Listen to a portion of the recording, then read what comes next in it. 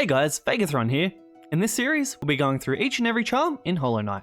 But this won't just be your normal charm guide, we'll be going deeper than ever before, by the numbers, to uncover absolutely everything we can about each charm. And you can expect the same thing when Silksong comes out. Now, without further ado, let's get into the episode. Sharp Shadow.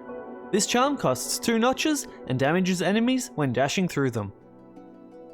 This charm is found in Deepness behind a Shade Gate, which requires Shade Cloak. Sharp Shadow deals 100% nail damage to enemies when dashing through them with Shade Cloak. It also extends the range of Shade Cloak dashes by 40%.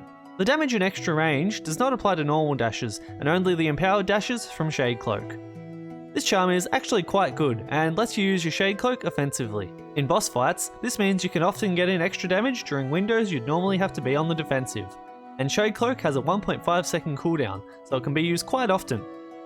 The 40% extra range helps both with landing damage, as well as ensuring you don't come out of the Shade Cloak's invincibility window inside an enemy's hitbox and take damage.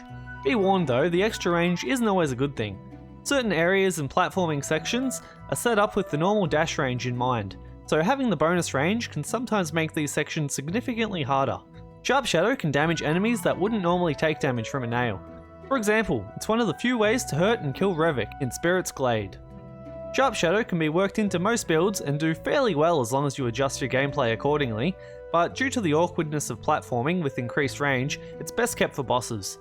Surprisingly, it doesn't necessarily work better with nail builds versus spell builds, as the damage scaling only considers nail base damage, and is not affected by charms such as Unbreakable Strength or Fury of the Fallen. But keep in mind, if using a spell reliant build, no soul is gained when hitting enemies with Sharp Shadow. Sharp Shadow Special Interactions. When combining Dash Master and Sharp Shadow together, the damage from Sharp Shadow is increased from 100% nail damage to 150% nail damage rounded up. That's all for this episode. If you learned something, help me out by subbing and dropping a like. And I hope to see you in the next episode, featuring Shape of Oon.